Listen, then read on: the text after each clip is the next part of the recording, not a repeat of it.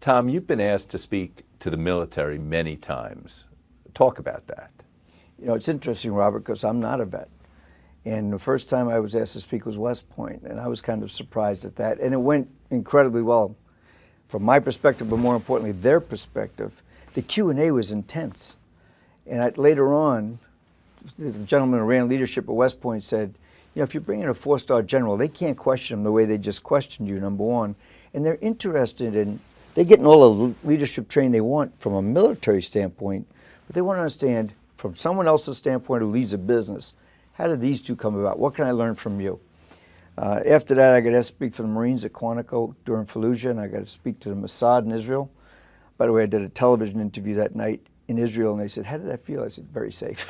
But the fact of the matter is, if I get asked to speak, it's an honor to me. And secondarily, I've found that they understand the same concepts I talk about, which is understand the mission, what's the sacrifice, is it worth sacrificing for, and what do we get back? Better than most people who never had to serve.